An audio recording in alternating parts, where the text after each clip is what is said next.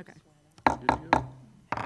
All right. Welcome, everybody, to our Tuesday, February 11th, 2025 Board of Education regular business meeting. May I please have a motion to call the regular business meeting to order? So moved. Dave, second. Michele, all in favor? Aye. Please stand for the pledge. I pledge allegiance to the flag of the United States of America and to the republic for which it stands, one nation, under God, indivisible, with liberty and justice for all. All right. With that, a motion to approve the agenda, please. So moved. Linda, second. Jeff, thank you. All in favor? Aye. All right, and that brings us to our liaisons, student liaisons. Liaison today, sorry. No rock, paper, scissors. Juliana did tell me that she couldn't make it tonight. Oh, there's a basketball game. Does she play basketball? What's really funny No, is we she's have a Nordic. gift for our student liaisons. Oh, Do you want to read thank it? you. I like that. I love that. That's fantastic. Yeah, I have no one to play rock, paper, scissors. But that's okay. You win. You win. I never win either way. We're going to settle it like adults. I like that. That's right. All right. Happy February, everyone. I can't believe that we already have another break next week, and we haven't had that much school in between, but I definitely need a break from this weather and everything. I'm going to Florida, ready for it. Oh, good. Okay, so since Nia isn't here, I have a couple sports updates from the newsletter.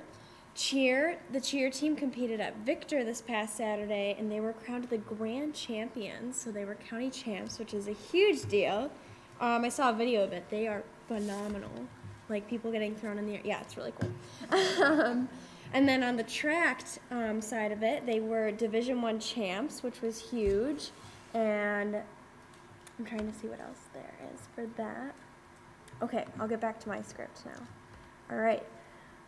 Student Council announced the Students of the Month for this month. McConna G in 9th grade, Zachary W in 10th grade, Bryce H in 11th grade, Danny Lee P in 12th grade, and the Staff of the Month is Mr. Jobson, which is exciting.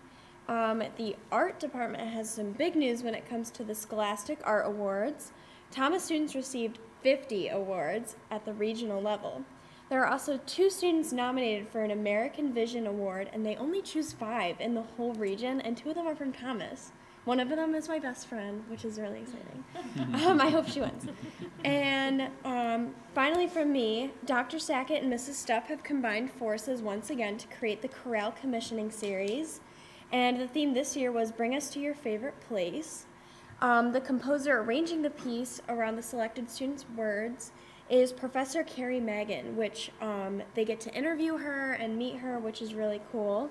And the written piece of it was created by Junior Avery Verdine, and Carole is very excited to perform this piece at Kaleidoscope on March 11th, and that's all from me from Thomas. I saw Schrader's Hadestown. It was phenomenal. Now she's not here.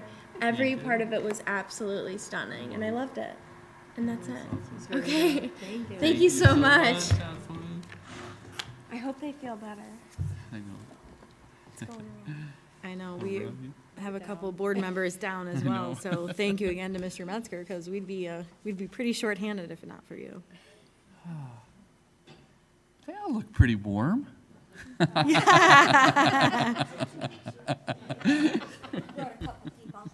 Perfect. Okay. We do need a little different weather. I'm going to have these guys introduce themselves at the end. I'm going to go ahead with our report and leave time for them to, as you know, why they are here. It's wonderful. Good evening to everybody. And just so we always acknowledge that everything mentioned in this report, as well as our student liaisons, we all know it is definite collaboration and coordination across this district, across all the bargaining units. Our elementary WTA members, they continue to provide opportunities, empowering students. Our reading is called Reading Across the World. Our 5th graders are doing graffiti walls, reading stories and doing quotes and putting them up on walls. Third graders are having Super Bowl. Their projects, their outreach project included collecting cans and soup for the community, much needed, and getting them to places that need them. Our chorus has a number of students who are now going to be competing at 4 Monroe County.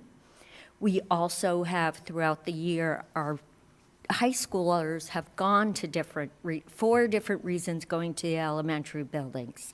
A couple of weeks ago, we had our boys basketball team go over and help kick off the reading month and read to the students over at the elementary buildings. Our middle school, it was funny because these 2 emails just like merged at the same time. We had our Thomas Philharmonic go over and play with Willink. Our WTA members are coordinating that so they get a chance to play together.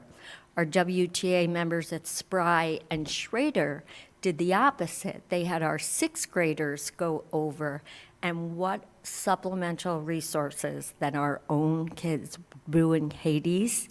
So it provided that really neat opportunity to learn in and outside the classroom with our own students and community. Yeah. Our high school, UPK, is still extending. Not only do we have our child development classes and our psych classes, but now our members of our WTA members teaching the human relations class is really watching those interactions, this kids between the kids and the kids between different age levels, those connections going on. Our fine arts, Jocelyn had mentioned our student liaison. Not only the Scholastic do we have our WTA members making sure their artwork gets out and their displays get out, but when you go out to the community or you go out to a college and you see these beautiful posters, we have students here who are now part of that design and will be on display up at RIT and in the Finger Lakes Regional Art Show. Thanks to our WTA members who provide those opportunities, encourage our kids to stretch themselves and go out there. We have mini gallery shows for students because 2, 3, 4 students get picked, and we have 20, 30, 40, 100 across the district who don't get picked, but they have showcased in outside the classrooms. They have week-long galleries going on, and not only are they showing their work, but they're also creating questions that inspire their work and having those discussions with teachers, maybe after class, a little bit before. You weave those conversations in, which is pretty amazing and cool. Our alternative high school programs, we are working with, as we get more and more students graduating, as the programs get up in age. We have students going to colleges, taking that step. There's 4-year programs, there's 2-year programs, there's trade programs, there's all different opportunities for continuing education. And we're making those partnerships with WTA members, making those connections, keeping that toolbox fresh, and adding to it every year. Our WTA members at every level, we know the tech, as soon as you learn a piece of technology and you're getting comfortable with it, it's like that game of psych. Yep, now you can't use it. And we're weaving through that because it does create a disconnect, but at the same time, resilience. And we will get through it, we will figure out those alternatives, and we are thankful people are helping fill out and find those alternative ways we can have students. Our DEI is filled with resources that get added every month, sometimes on a weekly basis. So we have resources that are up to date and useful in our classrooms. Our PAC, recognizing our Rally Downtown of Fixed Tier 6, we've all talked about it, both on and off. We want to recruit people. We love our profession. We do it because we love it. We need people to come in, and we need to recruit. And part of that is making sure that behind the scenes things are being taken care of too. And on that note, I am going to leave the behind the scenes on a Sunday to the people next to me. Thanks for having us. We did end up winning as the WTA, the Cool School Award, raising a whopping $11,555 for the Special Olympics. Join me as Bill Ambler and Jessica Nussbaumer, who are three of the nine that jumped in the water that day. Every dollar counted, and when we asked the board, we asked Ed Leadership for help, you guys came through and we appreciate it. Just a fun statistic. It takes $500 to fully fund an athlete in the Special Olympics for 1 calendar year. Okay. So that includes lodging, coaching, travel expenses, and obviously fees for being in tournaments. So with that total, we have funded 23 athletes for this year. Congrats. In our fun competition with our crosstown or cross-bay Yes. rivals, the Icy Eagles, we double that. So That's we great. now have 46 athletes funded with that friendly competition. I love But it. they can just try to get it next year. Yeah, that's right. I know. You guys took it back from them. They had Yeah. it last year. and Yeah, you they guys took had it from this- us that's last year. right. I and love it. Little seesaw battle, and for 9 plungers versus 60, it was a pretty good showing That with, is a with your great support. showing. Thank you very much. How cold was the water? It's quick. You jump in, and then you kind of like walk towards your towel and stuff. Oh, that's It's great. 12 degrees outside, yes, and then it Oh got my warmer God. throughout the day. Crazy. The tent's heated, so Yeah. that's good. like jumping But into then a hot once you tub. jump in, you throw clothes on and you go home. So it's like you don't stay cold for long. But it is a very fun event, and it happens in Rochester. This is the 25th anniversary.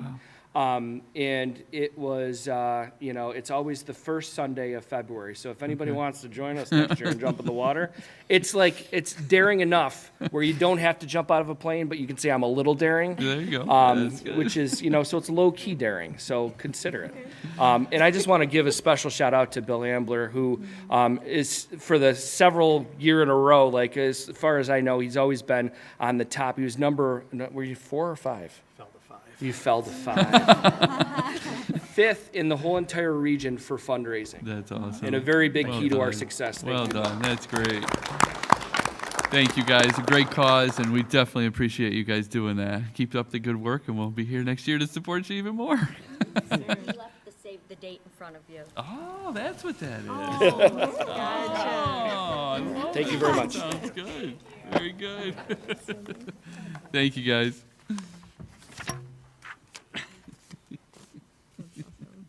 You're up next. Oh, yes. All right. I forgot. Thank you. All right. So campus news. If I could invite up some friends. Mr. Weedor, Mr. Kadicki, Mrs. Peters, Mrs. Palmer. If you guys could come on up and take your seats there. Get your name tags. I will begin. You guys settle in. I think Skip will go first here. But I'll just begin with one piece, and then I'll turn it over to you guys. All right. I'd like to start my report by sharing with you one of the most rewarding parts of my week. And in addition to our Board of Education learning walks, I get to visit buildings and meet with administrators, students, and staff each week. Oftentimes, our Assistant Superintendent of Instruction, Aaron Land, will join me during these visits, and we discuss academic programming and student achievement as well as climate and culture.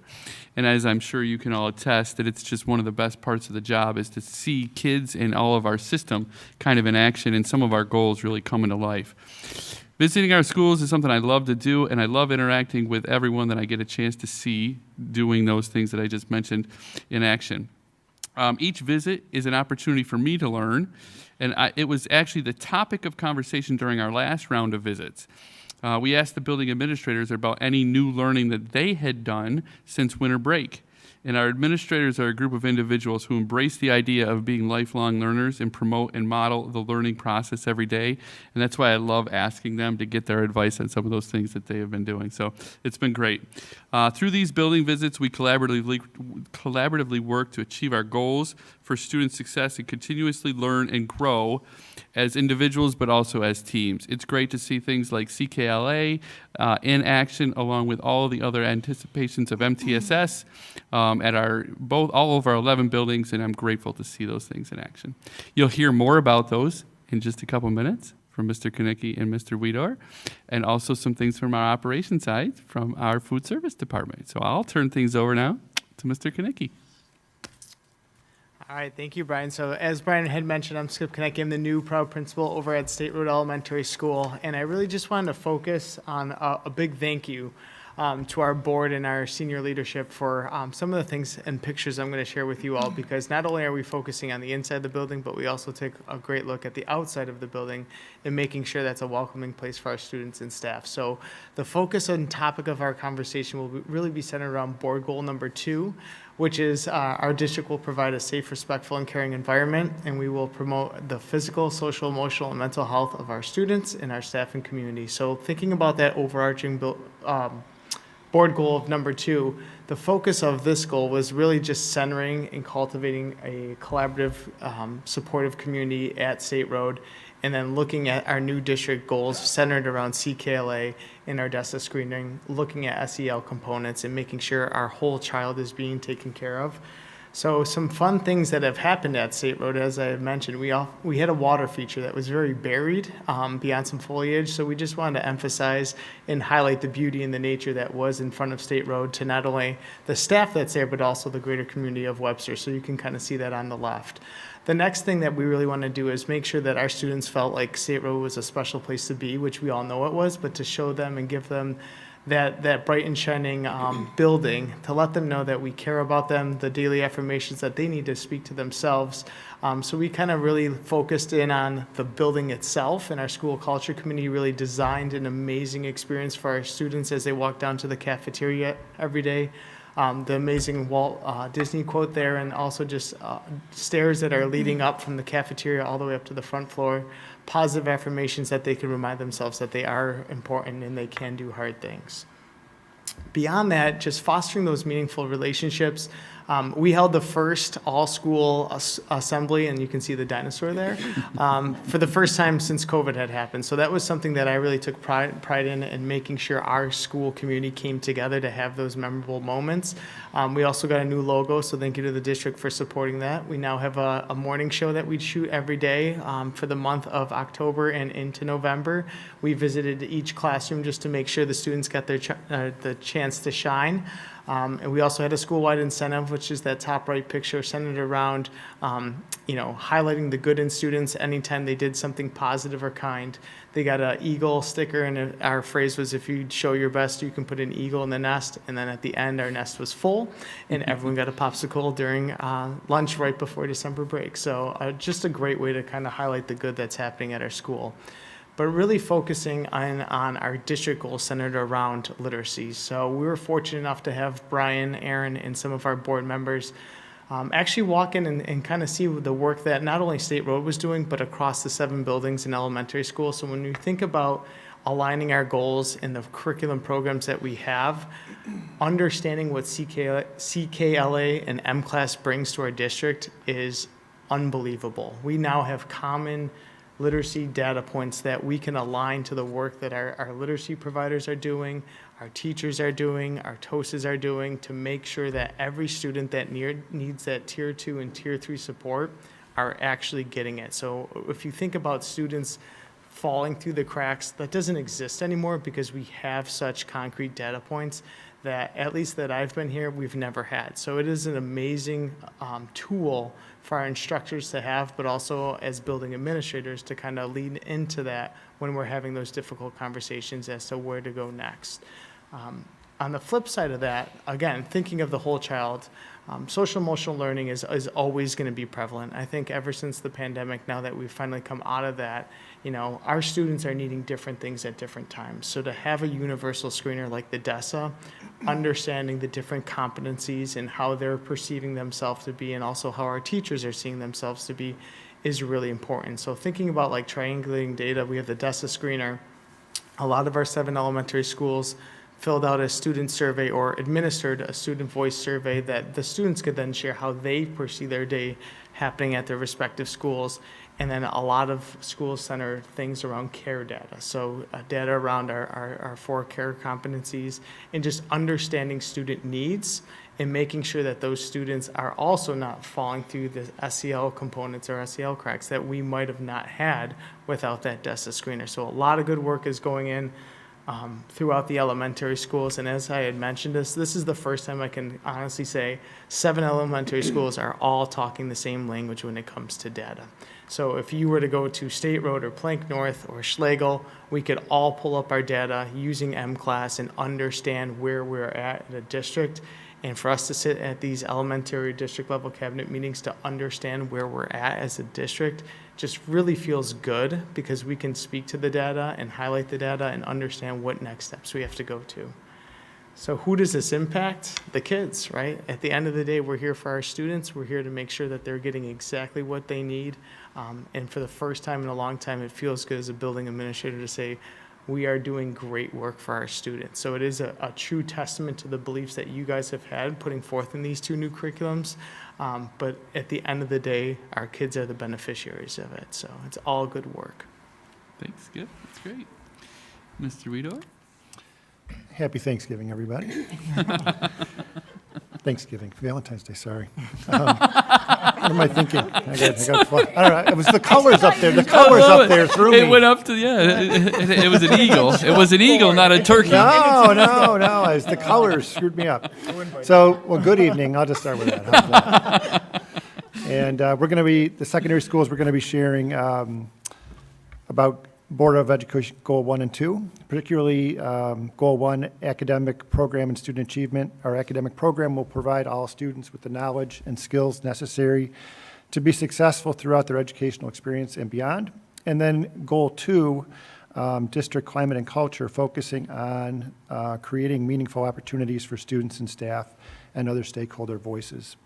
So we're doing things a little bit differently this month for our campus update.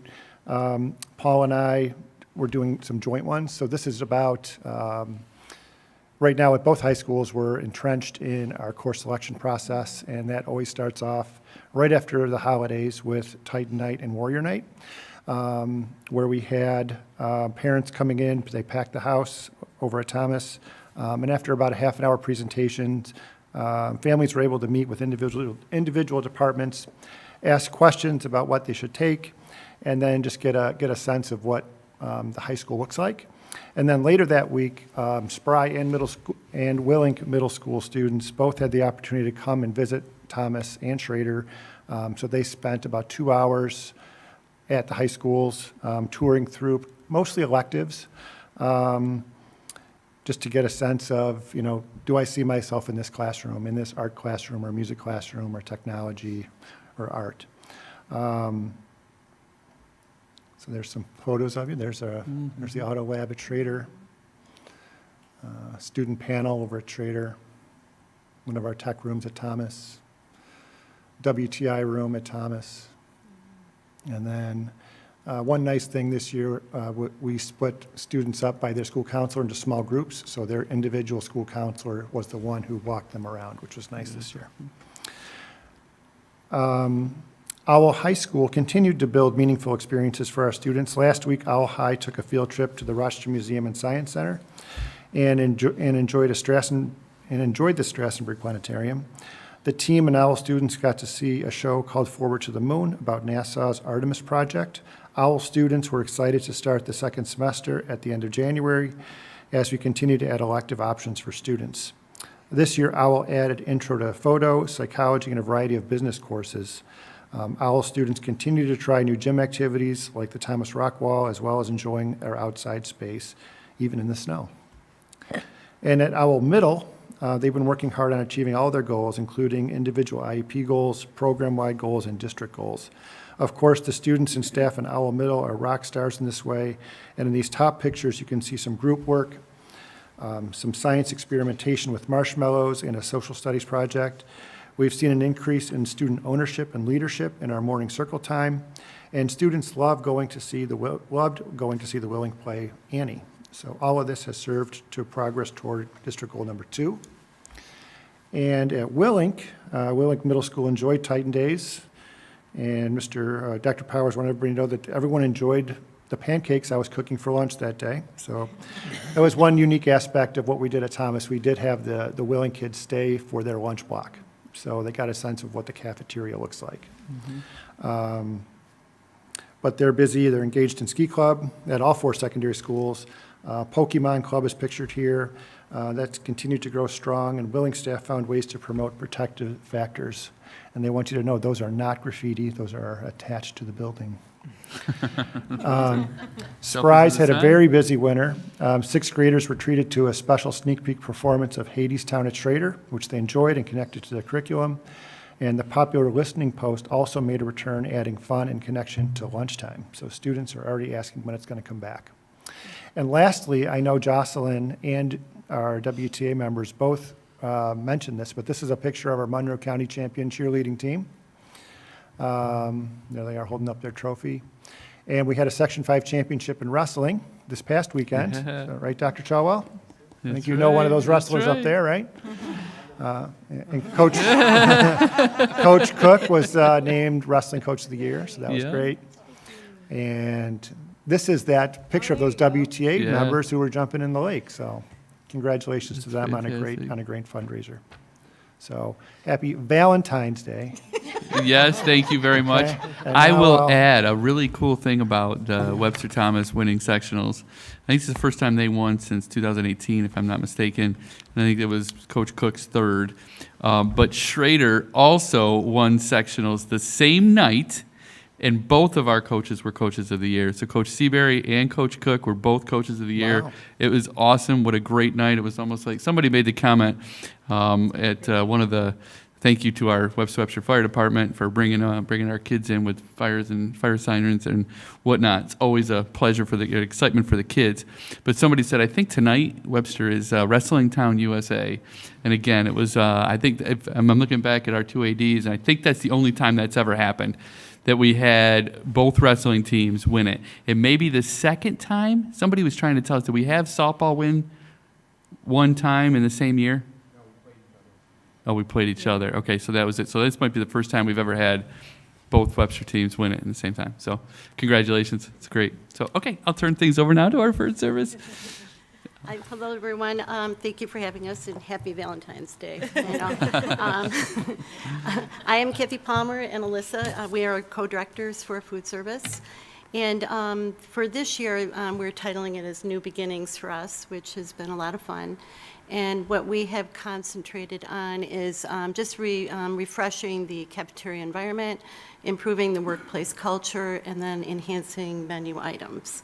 Our goal all along was to create a positive, fun, and inviting atmosphere for both our students and staff. We did a lot of redesigns this year that we felt that were a lot of fun at the particular schools that we worked with, and two of these principals right here. And it was fun because we worked directly with them and our staff, and each school was able to showcase their vision and their theme throughout the design process. We also worked on improving the workplace culture with our staff to, again, incorporate a positive and fun environment. And the intent was to collaborate with them, not only with the atmosphere, but with the meal planning process. We recently had a get-together with all of our staff, and which was really nice, you know, to have all 11 sites together.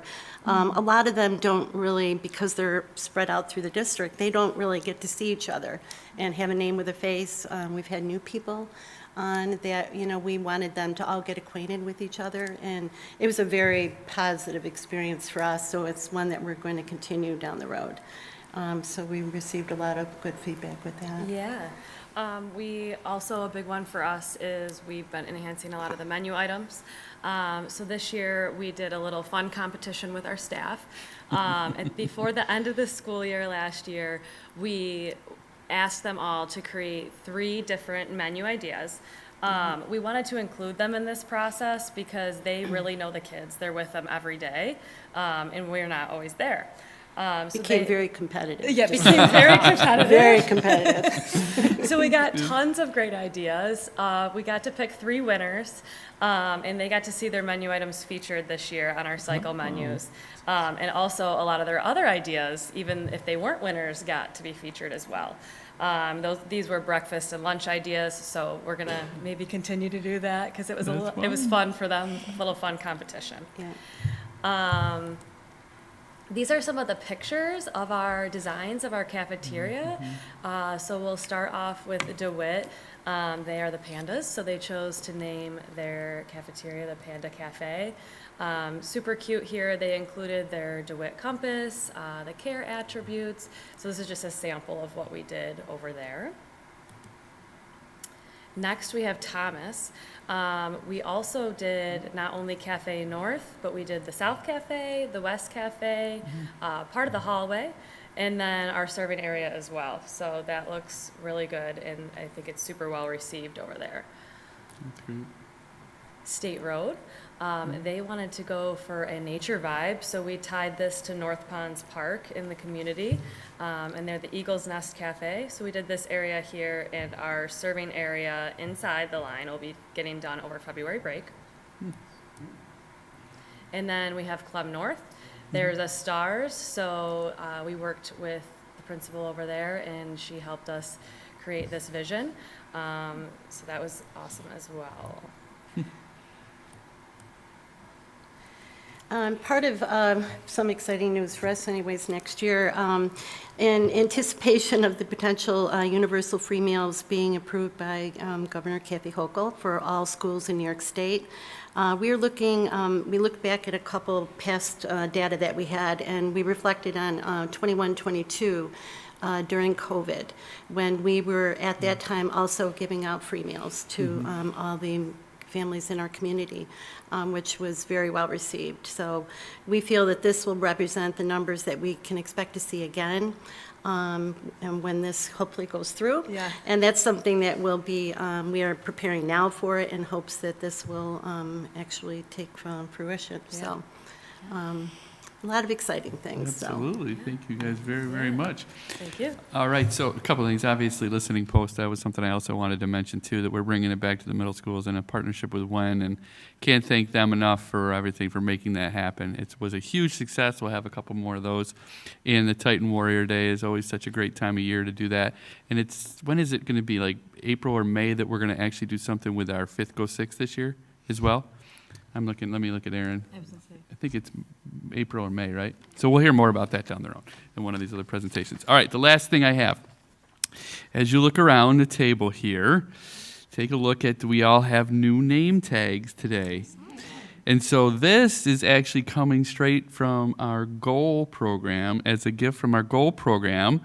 This was made by the seniors in the GOAL Polymer and Crystalline Sciences class.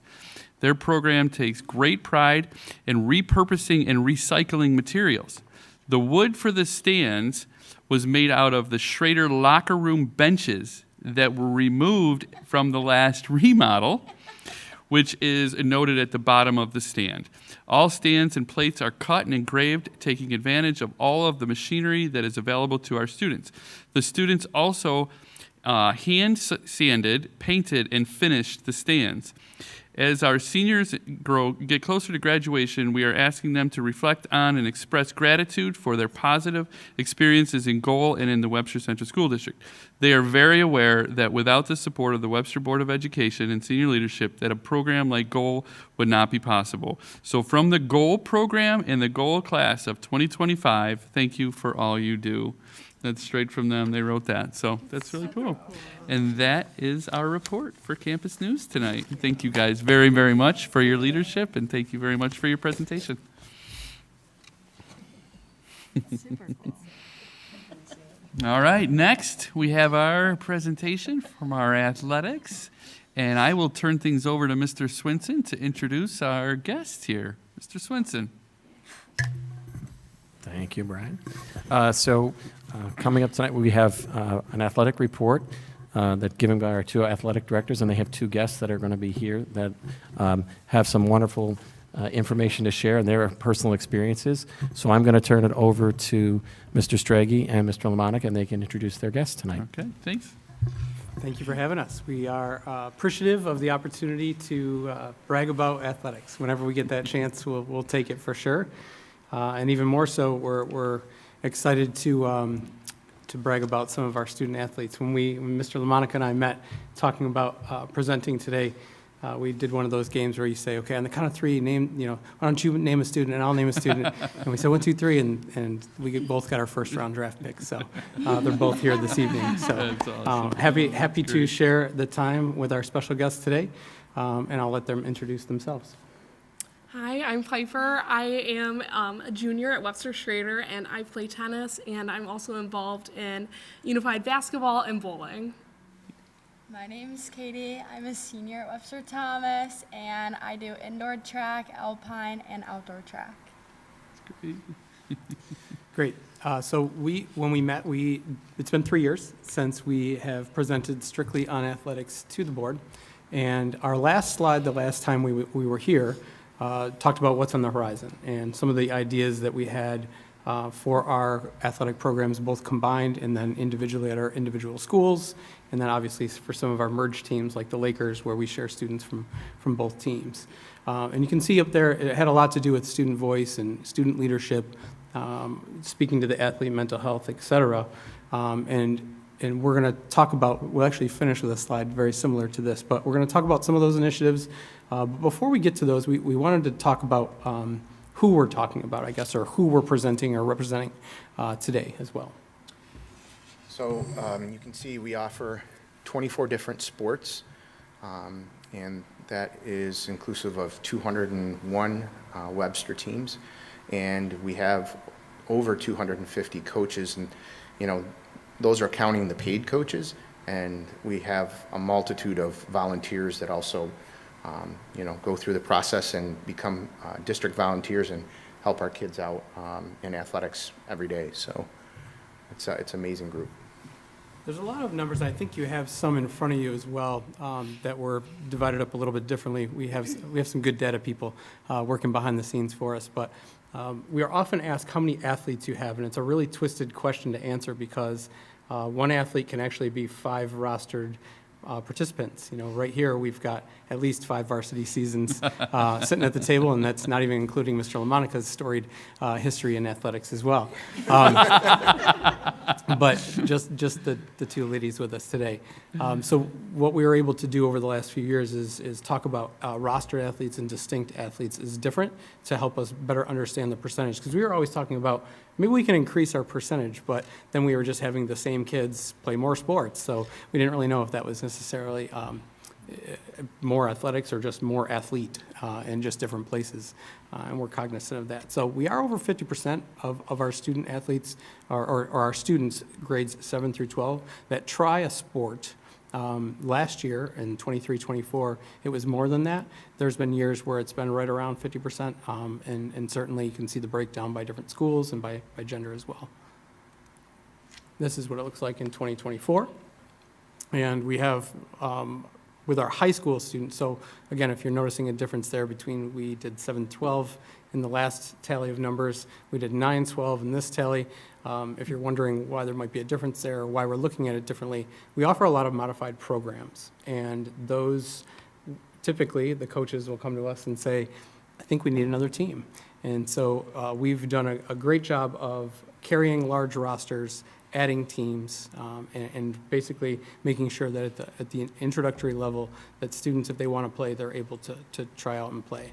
So besides that, in the sheet that's in front of you, we had to say a big thank you to Eric Blask, and we slid him in there because he's also been instrumental in utilizing Parent Square and Infinite Campus, melding the two and then getting us the data. We usually have some crazy questions for him. We say, hey, wouldn't it be great if we could do, and he starts just writing down answers for us. So we're pretty lucky in that regard. And, we're very proud of our scholar athletes. And you can see the graphics up there. We have quite a few athletes who have a 90% or greater GPA for both schools. It's over 1,000 athletes across both schools who have that higher GPA. And that's a testament to their hard work and their ability to time manage and, the hard work that they're putting in, not only, on the playing field, being our athletes, but also obviously in the classroom. So, we're very proud of some of those stats that you see up there. We also have our all-county first team awards for both schools and our sportsmanship awards for teams. But the other thing that is pretty unique is that Schrader won the Scholar Athlete from NISFA for School of Excellence, and Thomas had the School of Distinction.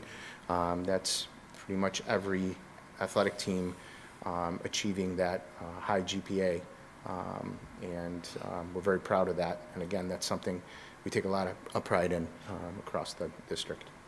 One metric we are looking at is to try to figure out whether students do better when they are engaged in a sport versus when they're not.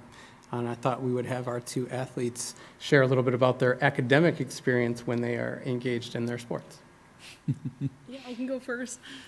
So I think that athletics is such an incredible opportunity throughout Webster. I've been playing sports since 7th grade, and I've seen so much growth personally and with my peers.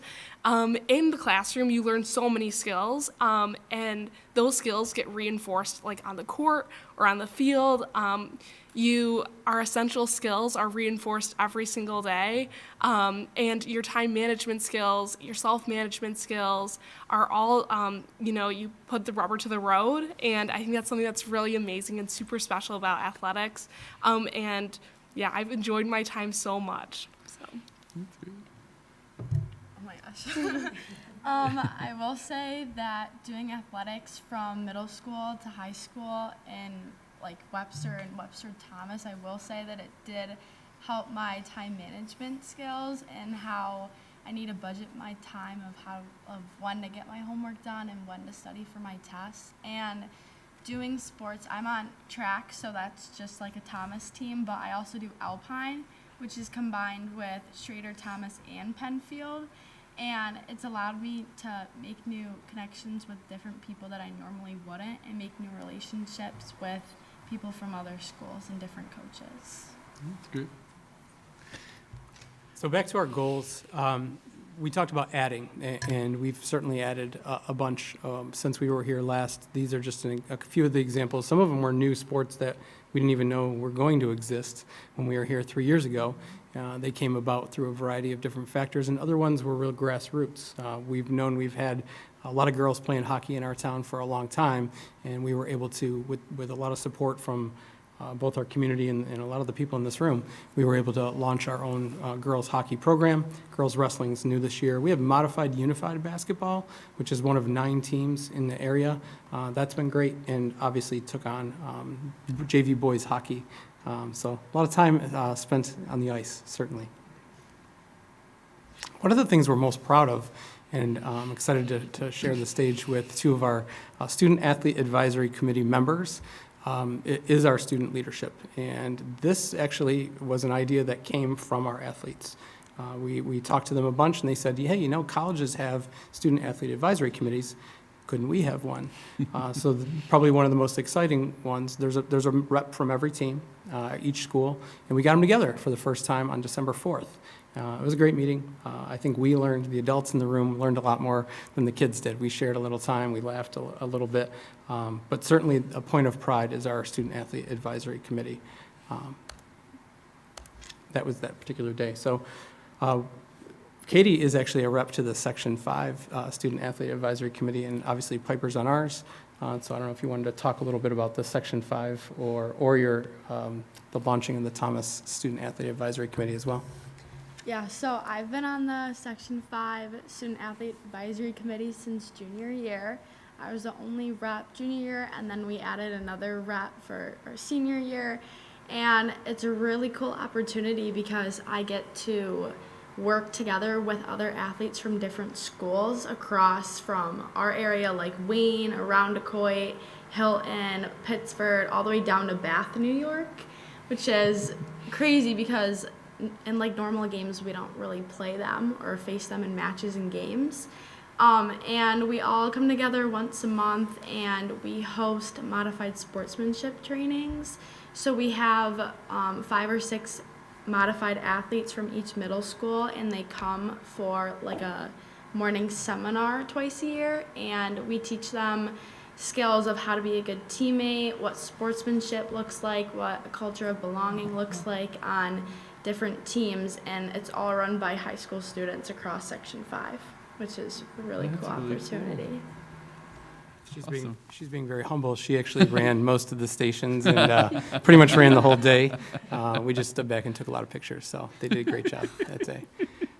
We do a lot with student recognition. Again, we listen to the students as much as possible, and one thing that they've talked about is they like to have their name in lights, and they like to be recognized for the great things they do, not just on the field or on the court, but when they're doing well in class or some of the other things. So here's just a few highlights of those. Do you want to talk about Media Day? So our Media Day has become a hit with our teams. Each season, we dedicate one afternoon where the kids will come down with their uniforms on and maybe some of their sports equipment, and we take short video clips that we put to social media, and you can see on the screen now, just a few. And it's a way for us to promote our student athletes, but also let people know, hey, you know, boys soccer is playing tonight, and kind of give you some faces to go with the names. So it's kind of a neat thing, and you know, colleges are doing it, and so we a couple years back started the trend as well, and kids really enjoy it and have a lot of fun with it. And each year we always see something new that comes out of Media Day. Creativity, I love it. This past few years, we've stressed to our teams to incorporate some community involvement. That's actually not our idea. It, again, is a student idea. When we polled the students at the end of seasons, they said, we just really like getting together and getting out in the community, whether it's fundraisers or whether we're getting into the elementary schools or doing something with the youth programs. We've asked them to tally it, and actually we use a group called Team Up for Community, which is a NISFA organization that helps track how many hours you've done, what teams have done it. So we've actually started tracking it by team. We have them record it, usually put a picture in, so we can brag about the kids and the work that they've done within the community. So they're not just being recognized, you know, when their games happen. They're actually going back down into the community, and sometimes these endeavors become really personal. So we've had teams tackle issues and raise money for cancer awareness because of a prominent player on the team, their mother or something is going through cancer, or even just get down in their little brother's 4th grade class and read books. So that's been probably one of the bigger ads we've done. We also have the highest participation rate in unified sports in the area. And as you know, we have unified basketball, and we had the slide earlier with the unified modified basketball. We also do unified bowling, and as many of you know, we hosted Special Olympics for a number of years here at either Thomas or Schrader, and that's attended by a multitude of athletes from across the county. So we do a lot of things to support our unified athletes, and it's always a good time. If you've ever caught a unified basketball game, there's nothing better. Piper's one of our captains, so I thought I'd have her just talk about her unified experience. Yeah, so unified basketball and bowling, they are some of the most amazing games and matches you'll ever experience. I would highly recommend, if you had an opportunity to go to one or the other or be involved in some way, to totally do it. Unified is an amazing group of people who come together, and we link arms and really realize that like our differences are our strengths, and it brings together people who you wouldn't see on your normal day-to-day basis, teachers and coaches and administrators, and we all come together for the common good of sportsmanship and friendship and teamwork. And it's amazing, even with the other teams that you play in matches or in games, you know, rebounds, we're still handing the ball back to the other team. It's the sportsmanship is like to another level in unified sports. It's amazing, and it's just so fun. Some of the most amazing people you'll meet in the unified sports. So finishing with, I guess, what's on the horizon. So we feel good about increasing our numbers of participants. We feel good about the teams that we've been able to I guess, add and have answer the call, so to speak. Now we're trying to tell our story as much as possible and make sure that the communication pathways that we have get the message out. So it's a tough phone call to get, you know, about a month after each season starts, where someone says, I'd like to play football, and you say, oh my gosh, football started a month ago, and they say, I just didn't know anything about it. So we usually ask a whole series of questions and make sure that they find out how to, you know, where are you looking for information. We have so many pathways to do that now between Parent Square and our websites and social media and all the things. You know, sometimes just putting a sign up in the school is really the way to go. So we're streamlining our communication to make sure it matches the people that need it the most. And excited to chat about this in public. We've been working behind the scenes a little bit to hopefully launch the Webster Athletic Hall of Fame in December of 2025. So over the next 8 months, we've had some preliminary meetings. We've talked about it a bunch. It's probably time. So it's a little harder task than just some of our other schools that say, oh, it's easy. You get a couple of people together from the community. Well, ours is really 5 schools in a whole lot of years. So we're going to do that, and we're looking forward to. I'm sure you'll get an invite. So that's coming up right around, as Glenn would say, right around Thanksgiving. We'll start sending more stuff out about that. So, perfect. Excited about that. We wouldn't be able to do this without our team. It's a huge team behind us, not just all the athletes that we have, but we've got a host behind us. Yeah. Michele and Gina, who help us in our offices, putting out fires, taking phone calls, when we're on the other line, taking care of business for us. Couldn't do what we do every day to get things organized, get buses out, and, get kids to where they need to be. Our event supervisors, from Todd Zahalski, Mike Mitchell, Wendy and Pete down at the middle schools. They get us our supervisors and make sure that we're managing what we need to do at our game events. Jim Cruz, TJ, and the Wojuses over on Thomas side, just helping us get all those events up and running. You see the product and you see the kids out there, but there's a lot behind the scenes that goes on, and those people are behind the scenes helping us every day. All of our supervisors are, like I said, our 250 plus coaches, B&G, our health teams, our trainers from U of R, our building administrators, the support that we get through them with athletics, our student leaders, 2 of which we have here today, and district staff as well. I've been at this for a little while now, and in this district, and we always get support from the district, and we're very appreciative of that. And of course, the board, all that you do to support athletics in Webster. Do the questions have to be about that picture? It could be. We're going to have Steve and I act it out. Yeah. Just pictures worth 1,000 words. So, yeah. We would love to take your questions. Any that you have?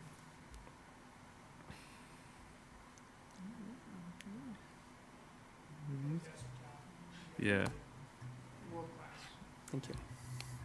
Yeah, Definitely. What a great report. I would just say, obviously, I think that athletics is something we take a lot of pride in this district, and I really appreciate, and that slide before it, the people behind it and the kids. We have amazing, amazing, amazing kids, and I know the 2 of you are representing a whole host of your peers that we get to interact with all the time as well. But 2 of our best for sure right here as far as leadership goes and everything else.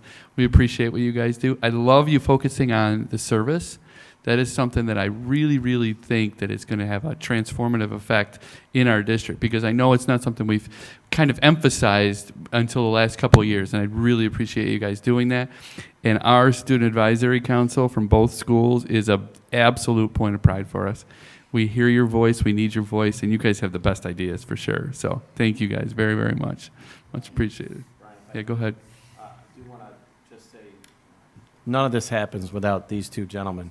I think the first thing you see when you come on our campuses is you look at the facilities and the wonderful opportunities we have, but to see that the work that goes in to not only making sure everybody has what they need, that sportsmanship thing, the recognition that they get starts with their leadership, and providing that opportunity for our kids just does not happen with their advocacy, without their advocacy and the work that they put in. I don't think people recognize the amount of hours that these 2 gentlemen spend. It is not a typical administrator day. There just doesn't seem to be a typical day for them. And they're always with a smile, and they're always looking out for the best interest of our student athletes, and we are very, very fortunate to have their leadership here. So thank you to both of you. Appreciate Kudos, it. absolutely agree, 100%. I love spending time with the 2 of them, too. Awesome. Thank you guys very much. Nice job.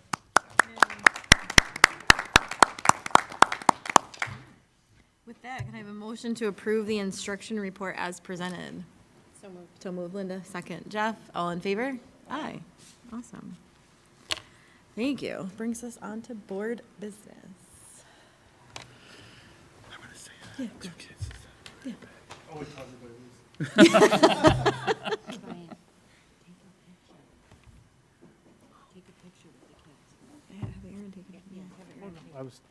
No, we were just saying, like, if you combine Jane Lasky's presentation, was it last month? I can't remember. With, you know, how the facilities are used by everybody throughout the entire, you know, district in Webster, and that, like, this is amazing how many kids are involved, families are involved, and how much really goes on.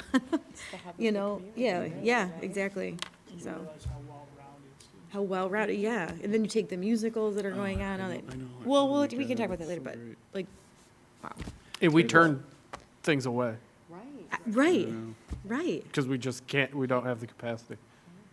It's cool. If we is left pretty the, Pretty cool. if we left the doors unlocked to the middle school, you undoubtedly would find somebody playing basketball or Yeah, you're not wrong using the there. gym space Yeah. or, you know. It's pretty it would. cool. All right. But anyways. All righty. Okay. Got a couple treasurer's reports before we get into some of the budget information tonight. November and December, I'll lump them both together for you. Not a lot of exciting financial activity in these 2 months. Everything's fairly typical. A couple delays, you might notice not receiving reimbursement on federal grants. It's taken a little bit longer to get those approved. We had a lot of back and forth in the fall with some technical issues on submitting. They want more data, resubmitting. So took a little extra to get those. Finally, in December, you see we got our title grants approved and still waiting on IDEA, our special education grants. Same thing on the school lunch side. There was a delay in the direct certification process, so we waited to submit our claims until we could get accurate free and reduced numbers to submit and report. So late arriving funds there for those two funds. But other than that, pretty typical November and December months in comparison to previous years. Questions? All right, with that, motion to approve the November and December 2024 Treasurers Report as presented. So moved, Dave. Second, Michele. All in favor? Aye. Thought exchange. Oh, we're Here we go. It's a presentation. Can you pull up that thought exchange presentation? I shared it with you late. I apologize. Okay, maybe. I have it I right thought here. I If I had need it. to, I can flop it in. It's on It's in the board email, docs. that's your- It's in board docs. Right, it's a, yeah. There it is, right there. Perfect. Sorry. Yes, sir. Thanks. All righty. So, No. big thank you to Ashley Sicolo and Joe Montemero and the communications team. Really a team effort in trying to put together some thoughtful questions on our thought exchange for budget this year with the community. So, as a reminder, it ran for the entire month of January. We sent out a couple community reminders. And just going to break down what we kind of can glean from the thought exchange. So first up, an interesting breakdown of participation. A lot more community participation than in previous years when we combine that with staff members and staff and community members. So really heavy on the community side. Well, you know, at least identified as community members. You never know, they're clicking. They could be in any other group. But we'll run with that. You can see the individual numbers associated with each as well. So just about almost 600 total people that entered into the survey, shall we say. More to come on that. Okay. So we asked 4 short answer questions. We asked our AI thought exchange advisor to summarize it for everybody.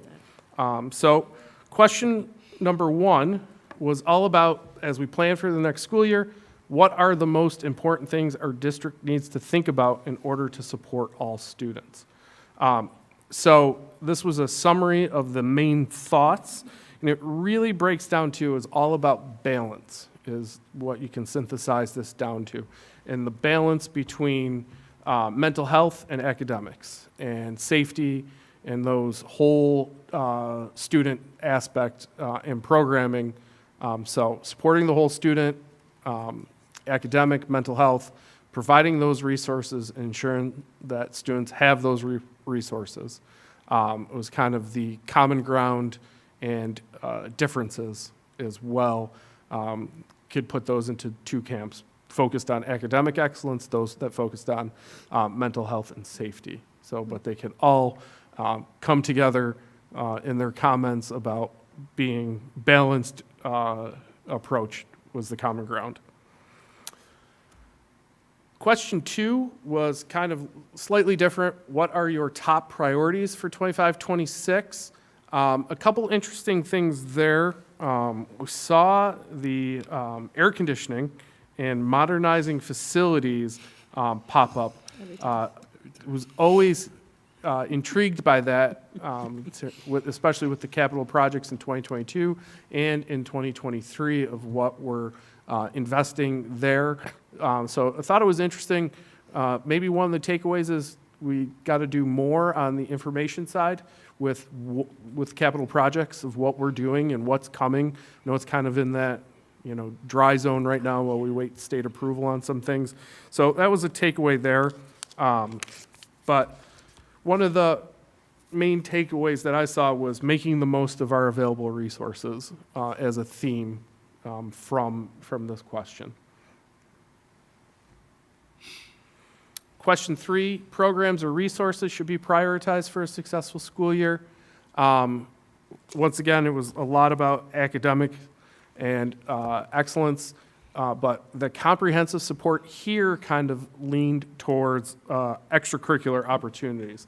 You saw that when we synthesized the two sides. It was academics and extracurriculars, with the common ground being mental health this time and those things, that it was making sure those opportunities for sports, music, arts, and clubs were crucial as programs to be prioritized, which kind of ties nicely to Sean and Steve's presentation of how much impact that has on the community with those participation numbers that they shared today. Yeah. And going back to your comments earlier, Janice, about Jane Lasky's previous of how much those extracurriculars really are embedded in the community here. And then question 4 was kind of an information gathering question. Please provide your thoughts regarding the electric bus mandate. Try to be as neutral of a question as possible, really to see what the community knows about this mandate and what's going on out there. Try to get a sense for just information fact-finding, because there's been a couple articles in the news, not sure if people have picked up on it or what they understand. There's been a little bit more about the private sector recently and what has to happen there on the transportation side.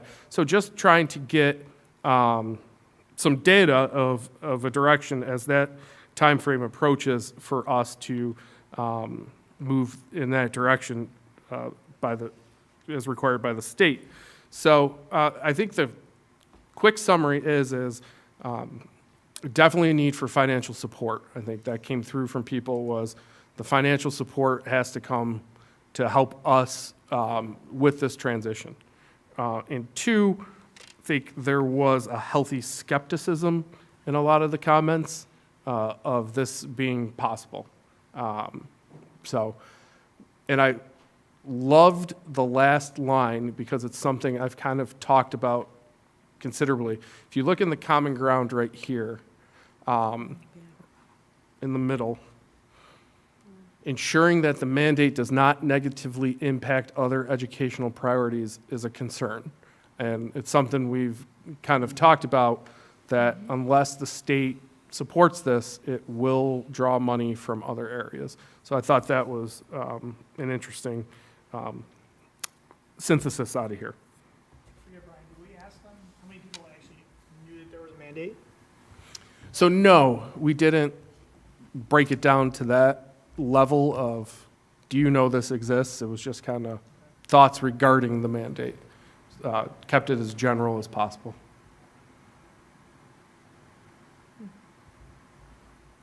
And I don't remember reading specific comments that said, what is this? So, but I'd have to go back and look. It's been a little bit. So this is a different way that we used thought exchange, correct? Correct. Like last year it was we were rating our thoughts, right? There Yep. were some thoughts. We've done, yep, the ratings in the past. Is this year's fewer responses maybe due to the fact that people actually had to write a thought, take that more time, whereas it's easier to read a thought and rate it? Because the number it feels lower than it was last year. We're still reaching more people, but I'm just wondering if people didn't want to. So that's an excellent point, and that's when Joe and Ashley and I met, there was a precipitous drop-off from inputting question one, am I a community member, staff member, or both, answering the first question, and then dropping as we go. So we know this was one of the first times we saw that precipitous drop off. So if we reach that point of attention span where short answer questions might need to be relooked at. Right. You bring up another point, because then we got talking. Thought Exchange is a software. It has a cost to it with support. So, if short answer is not the best, can we look at doing this a different way? Is a Google form with, clicks that would be helpful for information. At times, does that feel, if we would have made the EV question with some guided clicks, does that take away, we were trying to be neutral on it and just get, but is there a way we could develop, some questions that if another topic like that comes up, that we could maintain it be neutral, that isn't guiding, okay, it takes you 5 pre-populated answers, which one's the one you want?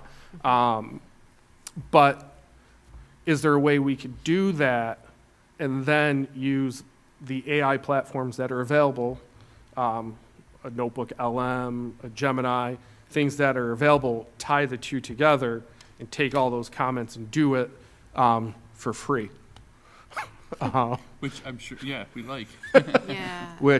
So that's something that came out of that, to see that kind of drop off. Yeah. So it's something we're gonna play around with and keep having conversations of how best to keep reaching the community and getting that information to us about these topics. It's still significantly more than when we used to do the budget advisory committee, where we'd have we've done this now. This will be the 5th time, fourth go around, and it still beats anything we did prior to that for 50 years. No, I agree. So, no, thank you. Appreciate it. Underlying tone is really balanced, right? Yeah, for those priority programs and. Right. Mm-hmm. That was just information. That was information. That was just Yep. information. Yep. So thanks, Brad.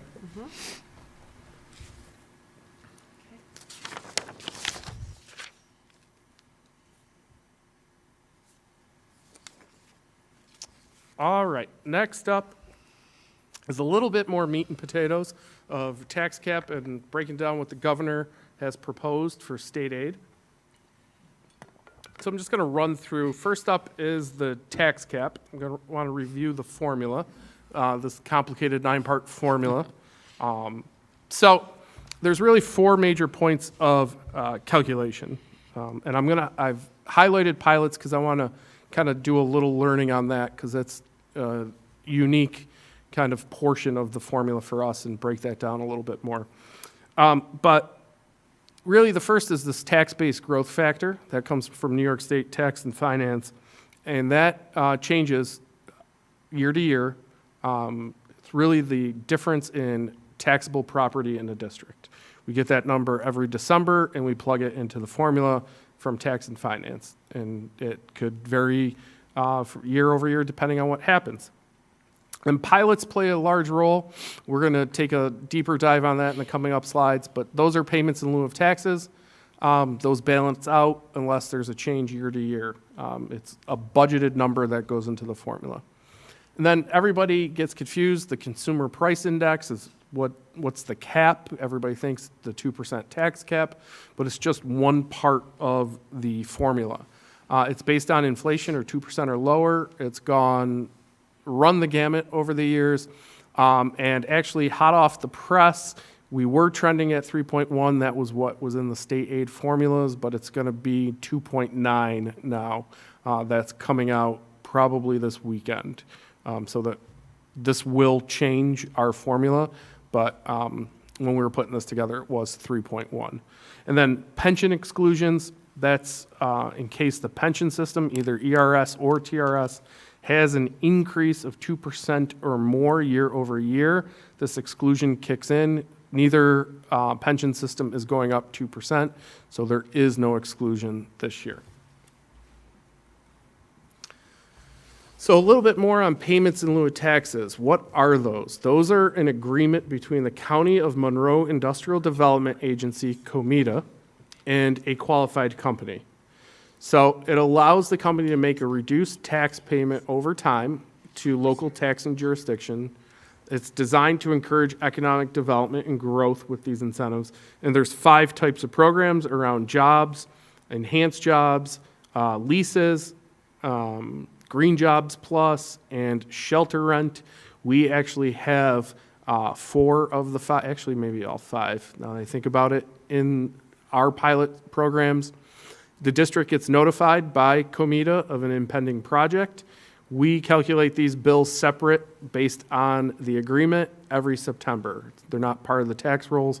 They get a separate letter and a calculation from me every September to pay. So how many pilots does Webster CSD have? Drum roll. Anybody want to take a guess? Over 100. Not over 100. We have 10. Oh, okay. We actually I have don't 10. know, I was going big or go home, like. So we have 10, and just to share with you, I broke them down between the Penfield and Webster side. So at Penfield, we have 5, Eastway Wegmans, Penfield Square Associates. So I also tried to make that its non-pilot name. It's the YMCA Drive Apartments. So if you're going down 250, right before the Y on the right-hand side. Bayview Landing, those are the apartments under construction behind K2 Brewing on Empire.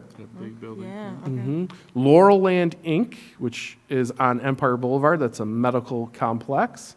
And then DeMarco Baytown Associates, which is Baytown Plaza. Okay. Okay, so those are our 5 in Penfield. And then in Webster, we have Seton Properties. That's an industrial building on Bolter Parkway. Hard Road Realty, LLC. That is the U of R medical building that is tucked back there behind Mirror Show Management. Morgan Picture Parkway is the apartments, North Ponds. Webster Auto Mall, LLC is an industrial building on Ridge Road, kind of back set off in between 5 Mile and, well, Hatch. And then Phillips Village Apartments, and coming soon, Fairlife will be added to this list, in possibly this year, more than likely next year, by the time construction is complete. So that gives you a sense of what kind of industry and businesses are utilizing the COMIDA pilots in the district. And I'll show you when we get in the calculation of how the pilots impact it, because it's one part, it's unique to our formula in comparison to everybody else. But then the last major calculation is the capital exclusions, and what is that? It's our capital expenses, all of our debt service, minus what state aid we get for those. What's left over becomes an exclusion. So it's total budgeted capital expenditures minus total aid. What are some of these? Principal and interest for construction and buses, transfers to capital. Those are, I highlighted the ones we actually do. We don't have an energy performance contract, or capital leases, but those are things other districts count in their capital expenses. So that's why tax caps vary greatly by districts, because there could be a district that has all of those. So that would significantly change their calculation. And then total aid, it's really your building aid, your transportation aid, and BOCES aid that go against those to subtract to get the capital exclusion. And why do we get capital exclusions? The thought process there is voters have already said, yes, you could do this capital work. So it gets excluded from the cap because it's either been put up it's always been put up by a proposition or it's included in the budget vote. So that's why this carries over as an exclusion to the tax cap, because it's been voted on someplace else already. This is a tough one to explain because I thought it was 2%, and 2% does not mean 2%.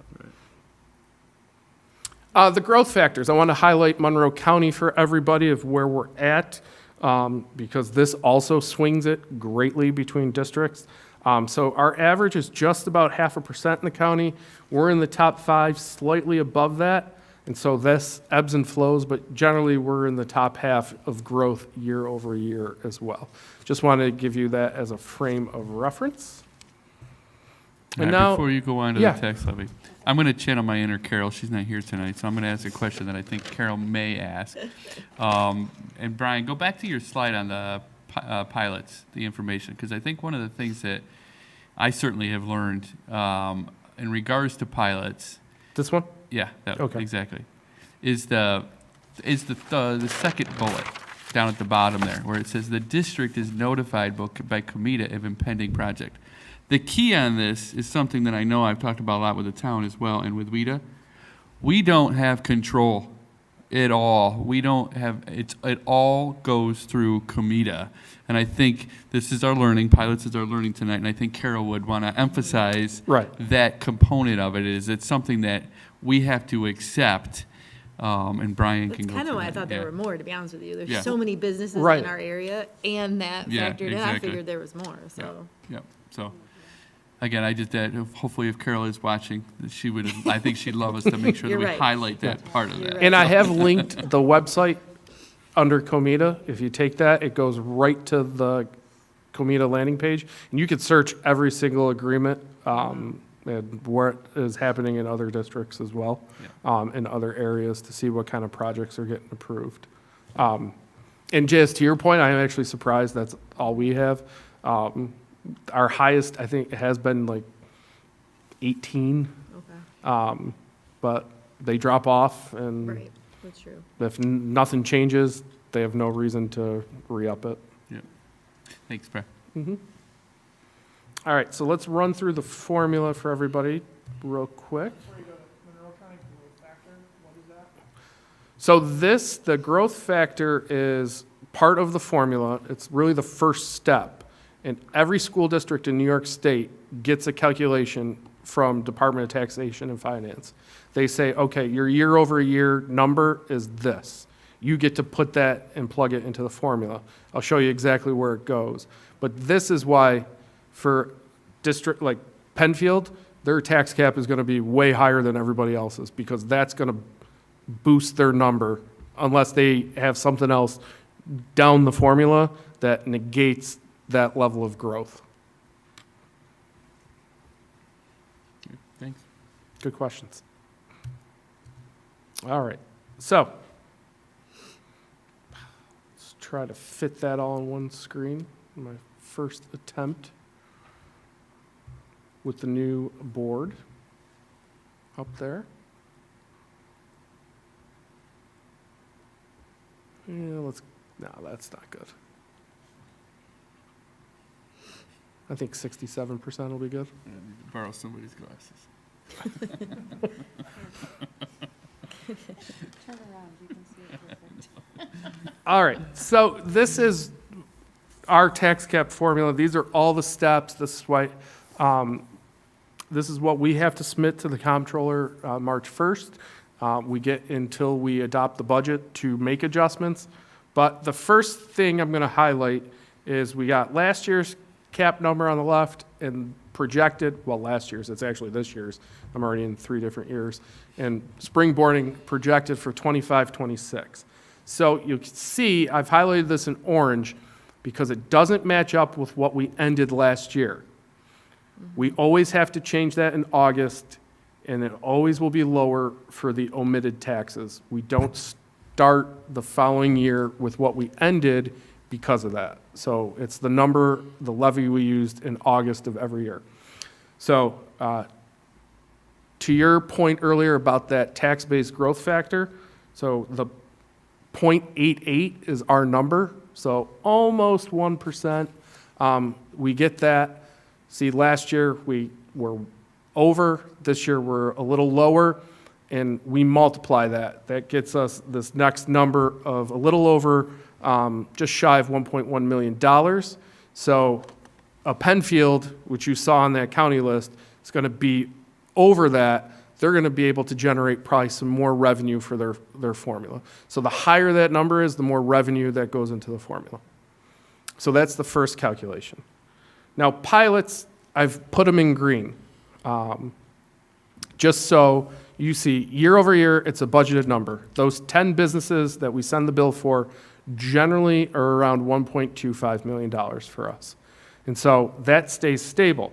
But here's what happens if you have a lot of pilots. And I'm just going to show you the impact of the formula. So this year, 24-25, 1.25. Say Fairlife comes on the books for next year, and we have to count it. And I'm going to change this number right here. Say it's $250,000. It goes to $1,500,000. So everybody watching that 3939372?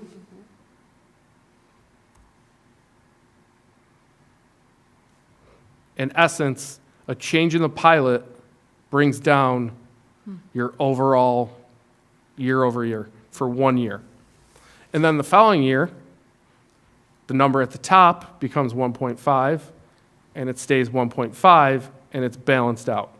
So when you have fluctuations in pilots year over year, that's what it could do to the formula. I just wanted to point that out, and that's why I wanted to show you the impact pilots could have year over year. If, you know, you might have a year where 3 or 4 come on, something is happening, great growth in the district, but it does impact the tax cap. This is very unique for school districts as part of the formula. Actually, the whole formula is unique, so. I'll undo that now so it'll go back. And so you add those at the top. The blue highlights are even, so last year's projected capital tax levy becomes this year's, okay? That gets subtracted, and you get a subtotal. Now here's where the 2% comes in. So you take that subtotal, that gets multiplied by the 2%. Okay? Even though we're at 2.9, we get 2%. It always goes to the lower. There's been years when that, if it's like 1.5, it goes to 1.5. So we're at 2%. That drives the highest multiplier you can. Gets you another subtotal, just showing you step by step. Now, for next year, you subtract those pilots, you add them at the top, subtract them at the bottom. We get down to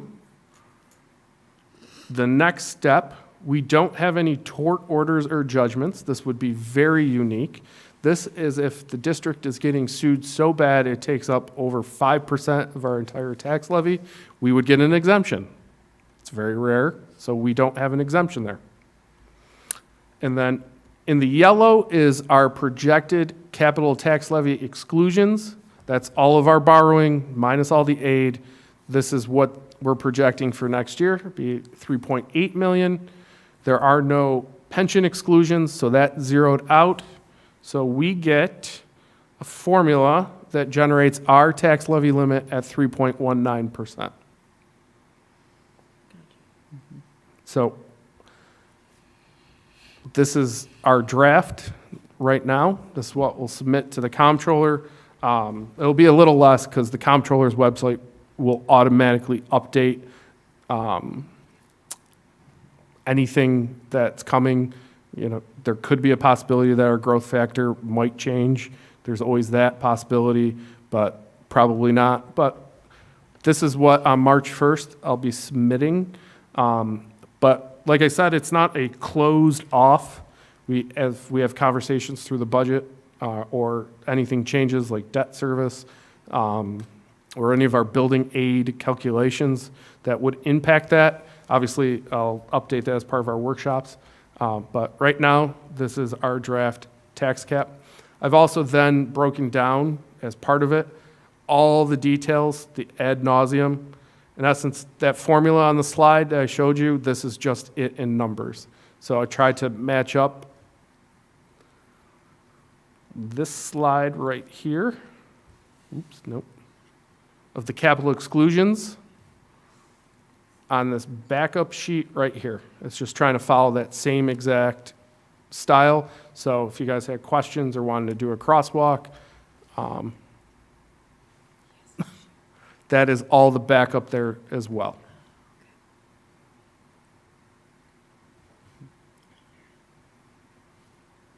Questions on the formula?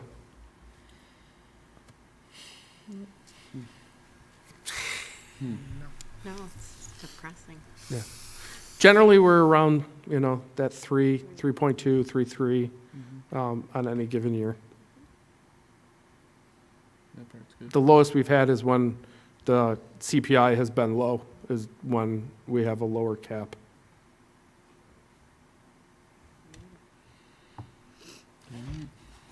All right.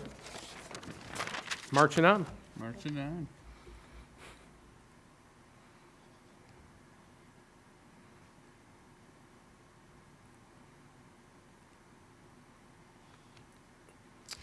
All right, let's talk state budget, some updates. So big picture, overall, the executive budget proposed an increase in aid of $1.55 billion over 24-25. Overall, that's a 4.5% increase. So what were the big changes? The Rockefeller Institute that everybody kept getting real excited about, all these changes, 350-page report that we all read through. Two changes. The CPI obviously is going to change now, but the two changes will replace the 2,000 poverty with the small area income and poverty estimates, replace free and reduced lunch with economically disadvantaged. Save Harmless was maintained, so those 333 districts last year that were on the chopping block for losing aid aren't losing anything. CPI is going to 2.9, but in the formula from November, it was 3.1, so we'll make that adjustment. And the minimum increase for every district was 2%. And I'll show you the breakdown of Monroe County.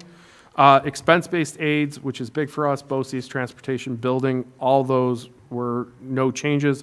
We're fully funded, but you will see differences for us, and I'll explain those as well. So the county foundation aid comparison, there's a couple new districts just called W and E. No matter how many times I tried to insert this chart into Google Slides, it cut the Irondequoit off. So just going to point that out. No matter how many times I formatted it, till finally I gave up and thought I just explained what W and E are. So this is sorted from greatest dollar amount to lowest dollar amount, and then through the percent increase as well. So highest increase in the county was $7.8 million to our friends in Greece. The highest percentage increase overall was our friends in Gates at 16.3. Us smack dab in the middle of a 2% minimum, what that is for us. So we're right there at 2%, but given the size of our district, we're still in the middle. Overall, 2% gives us a little over $900,000 in new foundation aid, but that's 2% for us, but still higher just based on our size. Still breaking into the numbers of why those districts worked out so much better when those measures happened, because most of them, when you ran the formula in November, were not getting anything new. So the poverty changes really impacted those districts more than anybody else. Rush Henrietta has seen a population increase, so that helps them as well. And Penfield also has about 400 more students, so that has helped overall as well. So that's how we compare county foundation aid-wise. Just want to share those. Those numbers do get skewed. The average increase is over $2 million, and the average percent is 6%, because some of those year-over-years for the top really dragged up those averages overall. So just wanted to highlight that of where we landed countywide. Some other budget items of note, the universal school meals. There's, really only 10% of the students not covered by community eligibility right now. So it's $160 million to go ahead and give everybody universal breakfast and lunch now, moving forward for next year. So that is still to be shaken out of how we do that reimbursement process and what that means. Similar to what Kathy and Alyssa, I would actually think our numbers would go up from COVID as well, from those higher numbers that they shared with you. So a lot of planning to do there if that does get included. The distraction-free learning obviously comes with annual reporting requirements for Mrs. Land, beginning August 1st of 2020, or September of 2026. I'll help you fill it out if we need to. But that was one of the huge proposals that took up a lot of the educational space. And one that kind of slid under there that watching is some star changes because that impacts us greatly. Only one resident owners of a property needs to be 65 or older now. Only the income of the owners who reside on the poetry is considered property. Property. That's all right.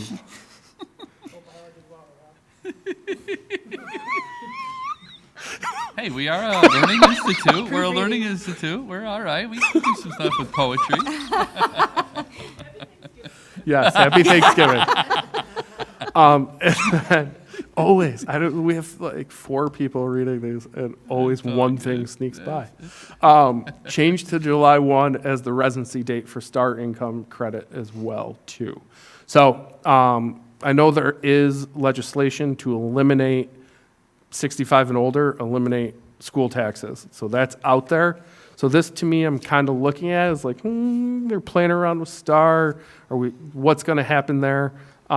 So just something to pay attention to, because I think it was something that's getting lost under the distraction-free learning and free meals that actually have the greatest impact on us moving forward. Yeah.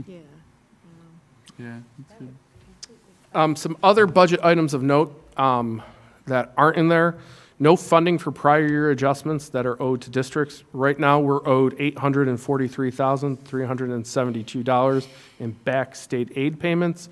Historically, they'd always set aside about $20 million a year and pay those off in numerical order. And we'd get a check randomly that says, congratulations, here's your money from 1984. And be like, oh, nice. So that has not funded. No changes to zero emission bus implementation, although it's starting to crack. Did notice that a little bit with some of the governor's statements. Mm-hmm. The $35,000 salary waiver was not included. We're really trying to hit this because districts are relying on a lot of retirees still.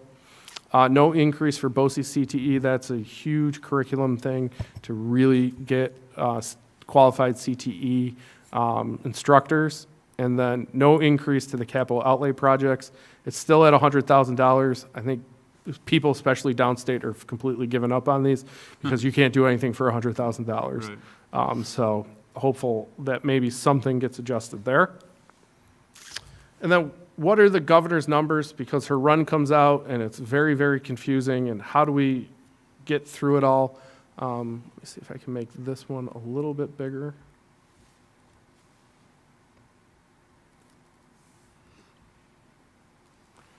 So I have.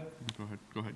Oh, yellow and blue. Yellow is kind of, I agree with it. Blue has a lot of changes left to be made. So I gave you our 2 previous years and then the governor's proposals, and then left 2 blank spaces for the legislature to make changes, and then what we're look to adopt. So we'll grow this as we go through the budget season. And so foundation aid, I want to point out it's a $900,000 increase, but why is it $652,541 when you compare? I don't know if you remember last spring when we adopted the budget, we weren't sure what the numbers were going to be. So we went with the calculation, and then the CPI got pulled out from underneath us in the calculation, which cost us a couple $100,000. There's the variance right there. compared to that last slide. So, because when we finally adopted our budget, the foundation aid that we put was about $300,000 higher than what we're actually getting this year because of that CPI change with the late budget that came through. We adopted in mid-August and the budget wasn't approved, state budget wasn't approved till May. So we shorted ourselves there. I think I remember explaining that's within the variance that we do, conservative budgeting. So we'll be all right, but that's why that number looks different when you compare it to other official documents of foundation aid. Late April. We adopted it, I think, in late April, right? Yeah, we went pretty close to the last legal day we could adopt, but the state still didn't get their. And they didn't get it till after May, Yeah. whatever it was. Right. Yeah. So those are the numbers. What the governor's proposal will show us that we're getting 74 million in aid, 74,467,415. We always minus UPK because that's an imaginary federal grant number. So it doesn't count. We don't count it as aid because it's accounted for as a grant. And so it just really bolsters the numbers for state aid when it's really not state aid. Can't use it for anything other than pre-K, and we'll never get that full amount because it's for more students than we have actually capacity for right now. So those are the numbers. Leave those up and kind of break it down, those blue areas for you a little bit more. So one of the early things that has happened is we have gotten economically better overall, and that impacts all of our formulas. So our economic indicators in Webster, both income and property wealth, are up. So what happens there? Our aid ratios all go down. So all of our aid ratios across the board are down by at least 1 full percent. The excess cost aids are down by a full 2%. So we lose aid, so that's why I highlighted in blue, because they're also based on projected student counts at a snapshot in time. All of these are snapshot in time, either student counts or expenses. So the spring release for our excess cost aids, and that's students with disabilities and specialized programs, BOCES placements, private placements, those fluctuate week to week, month to month. So when the governor has her numbers, it's based on October data. October does not look like December, does not look like February. So when we go in April for the third workshop, me and Dr. Millette are like, all right, let's lock this number in because it still has 2 months to change. So they're like, oh, you lock that in, you're good, we'll give you that. Whatever June 30th is, that's what we get. So if we lose kids, gain kids, it can fluctuate. Same thing with BOCES aid. That's based on September numbers that we give to BOCES of, I think this is what we're going to spend by the end of June. You know, school has started, we're 2 weeks in, have no idea, you know, it's a best guess with 10 months to go. So that's always overinflated because it's like, okay, what number do we put down? And so it's always a little high. So our aid ratio has also gone down by 1% here as well. So if you remember, even a couple of years ago, our BOCES aid was like 67%. So we're down to just under 64. So we've lost some percentages there. Building aid, we're also down. This is a very tough one too, very unique. So it's based on fall projections of October 15th of all of our capital projects that have been reported. But timing is everything because for 25-26 aid, we actually have until June 30th of 2026 to get our projects in to get 25-26 aid. So if something finishes quickly and we get it in June 15th of 2026, they'll give us more aid for 25-26. It won't come in 25-26. We'll have to do some accounting. It'll show up next year, but it'll count towards our 25-26 fiscal year. I know, it's New York State. It's different. So the governor's projection is always lower because of that. That's a full almost 2 years worth of construction that you could do and project. So always looking at, okay, what are we really going to have 18 months out to count? So that's going to change. And that impacts our tax cap for the capital exclusions as well when you project out that building aid. And then transportation aid, that's fallen again. That's also based on projected expenditures in the fall. Update March and April, thinking of what we're actually spending for transportation. Probably going to be about the same as 24, 25, because our expenses are up, but our aid ratio is down. So they'll probably balance each other out moving forward next year. So, thank you. Questions? So I'll ask the Carole. Perfect. Summarizing, house values are up, right? Total assessed values are up, yep. Income is up. Yep, And student population is down. yes, And that's driving a lot of these formulas. yes. I get it. The expense-based are all based on the wealth factors. So those blue highlighted ones all take into account wealth factors. The foundation aid, enrollment, it's a big deal. The other ones, enrollment plays a little bit, but not as much as the economics. So my question is in regards to the 35,000, the waiver. I know it wasn't in the governor's run. We know that. Was it last year or was it in the? I think we had a fight for it. But did we get it in the House and the Senate runs? Is that where it came out? So Yeah. we're still hoping to see it, and we're still crossing our fingers for that, because that does for us as a district. Oh, yeah. We definitely utilize that, and it's helpful, and I know that there's many districts in the area. Again, the worker shortage has been part of that rationale. Two other pieces that I heard today on the webinar that NISCUS did is there are 56% of the districts in New York State that are getting the Save Harmless 2%. Which I thought was an interesting number as well. And like Brian reported, it was about half last year. But again, that's the same similar number. It might be up a little bit. And another thing that maybe gives us a little hope for our advocacy skills that we had talked to our legislators to try and get that 2% to raise is New York City is also getting $347 million less this year. So that has caused some brouhaha, if you will, down in New York City with some of the legislators in New York City. So potentially that could also help us maybe continue to fight to get to 3 to 4% of that foundation aid, possibly. I don't know. We'll see where it all ends up landing. But I appreciate the advocacy of all those you guys around the table that have done that. It's been helpful. So that's all I had. Yeah. And that was just information, so. Yep. Thanks, Spry. Thank you for putting the time together to put that together. It was very helpful. Happy to do it. All right. And my last update and ask on the resolution side is bus purchasing.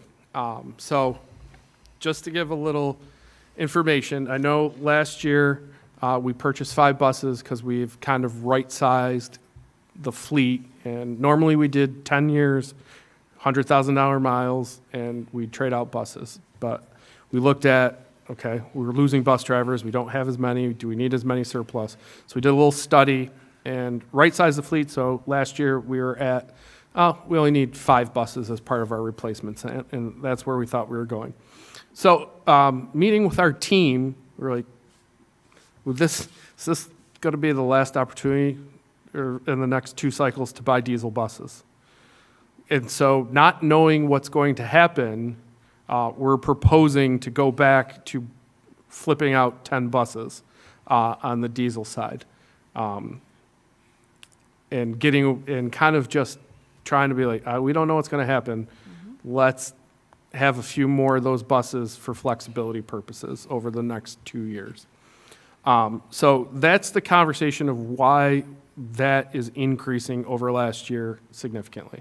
Just wanted to point that out and get everybody's thoughts or any questions around that of why that is jumped $625,000.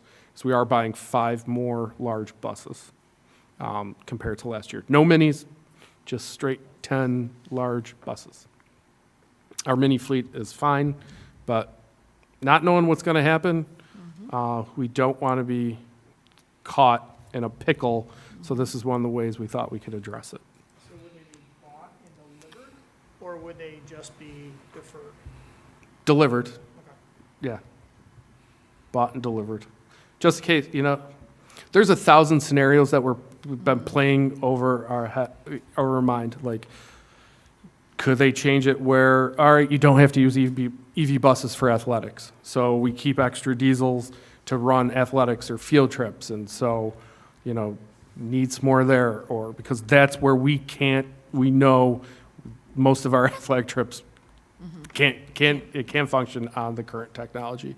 So, what gives us the greatest ability to pivot and change, and it's having the capacity of having newer diesel buses.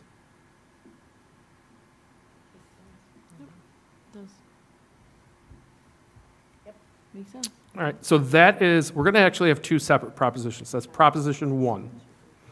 So Proposition 2 is based on the thought exchange and the information back, and what some other districts are doing. We did some surveying. You might have seen, like, Churchville put up a bus last year, and some of the other districts put up singletons. So talking to the team, we thought, let's try putting up one zero-emission bus as a separate proposition with its separate price tag as required to see what would happen. What's the community feedback? I don't think the thought exchange gave us feedback, but nothing's going to give us community feedback like putting it up as a proposition and getting exit poll data. Some of the reasons why is if it does get approved, the maintenance staff is very curious. What is this like? They've seen them, but we'd have our own. We could play around with it. Training, allow drivers to kind of feel it out, and then test out the infrastructure with it and see what happens there. So it's, just trying to prepare for every possible scenario when it comes to the EV mandate. So that's what is presented to you tonight with the resolution and the explanation of why we have two separate propositions. The diesel buses are still on a 5-year payment cycle. The EV buses go on an 8-year payment cycle.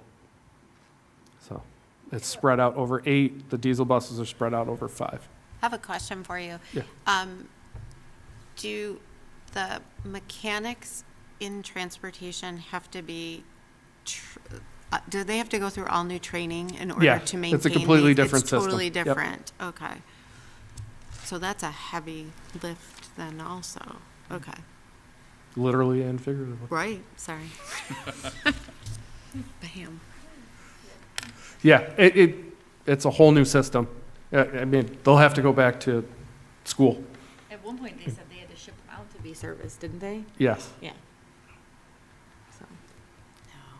And you will know there's, one bus in comparison to 10 buses. There is a very sizable price difference. Right. Yep. Yeah, no. Absolutely. Any other questions? This is also a recommendation from our consultants, like you said, too. I think it's just that. Yeah, waiting another year might be a year too late. So see what happens. Yeah. I feel like we have to give our transportation mechanics an opportunity to, and the drivers to, If the public wants it, Yeah. if the Yeah, public, if the right, public, yeah. right, Yeah. exactly. Yeah. But I feel like if all of a sudden we can't buy them anymore, Yeah. Right. it's pretty difficult for them. Right. And we'll see what happens. Any ones that have been temporary for, just to get a cursory look at. Right, right. No real learning going on with that. Or Yeah. Yeah. it's here for an hour. Hey, check it out. Yep. And then it's gone. Is there an opportunity for shared learning within BOCES? We're exploring all that, yeah. It's such the problem right now is that it's such a small source of Yeah. experts in this field of, where do you go to send everybody? So in essence, you're going to send a couple hundred Monroe County mechanics all simultaneously, all 680 districts that run transportation, all sending all their mechanics at the same time, the same time frame to get recertified.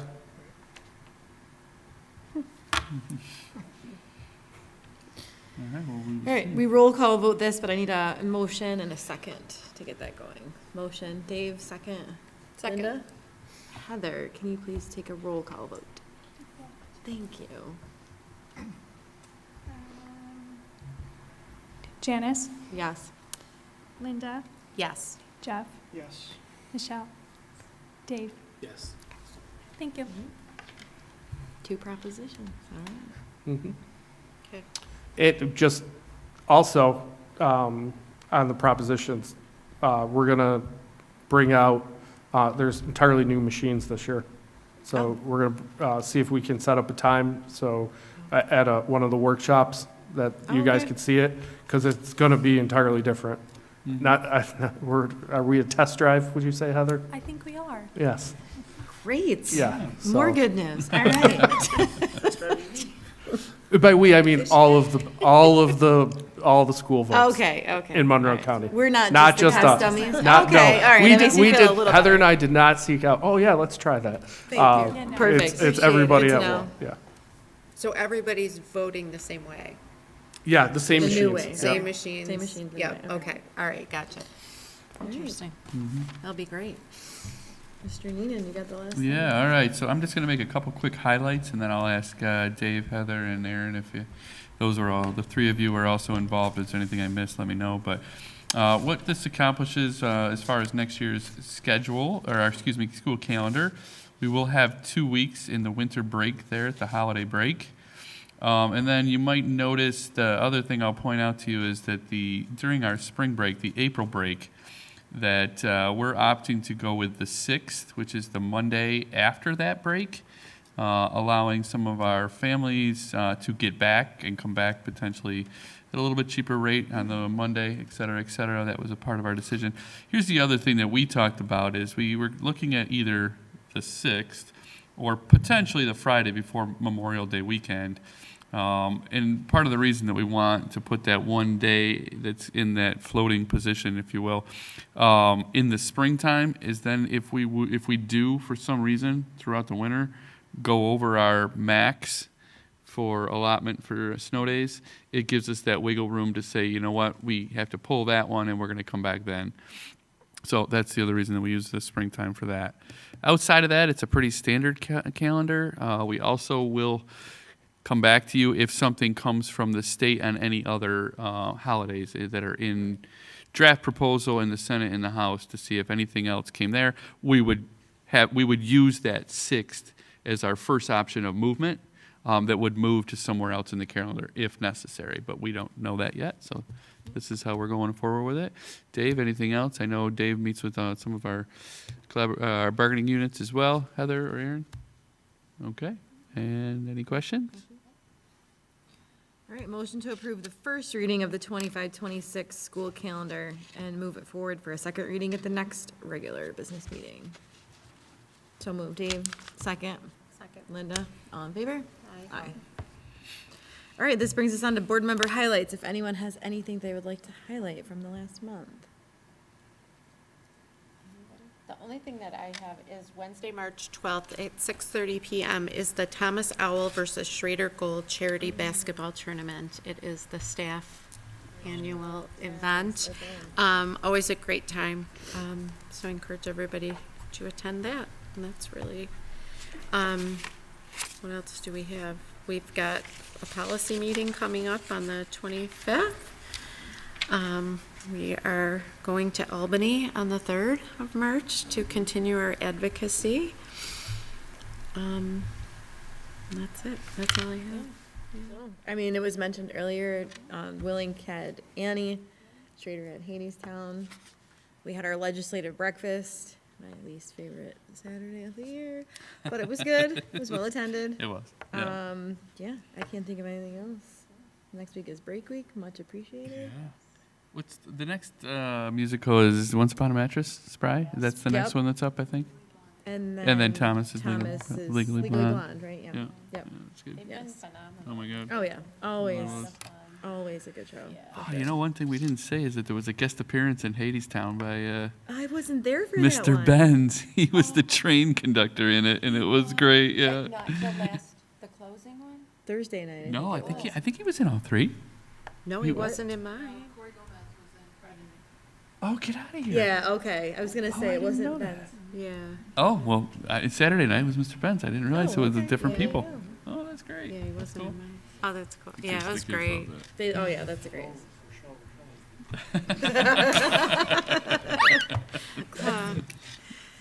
All right, then next up is the consent agenda. Any questions about that? Seeing none. Motion to approve the consent agenda. So moved. So moved, Linda, second. Dave, all in favor? Aye. Aye. We have no guest speakers tonight, so we can skip that. And Carole's not here, but that brings us to the end of the meeting, so motion to adjourn. Thank you, Michele, second. Dave, all in favor? Aye. Have a great night.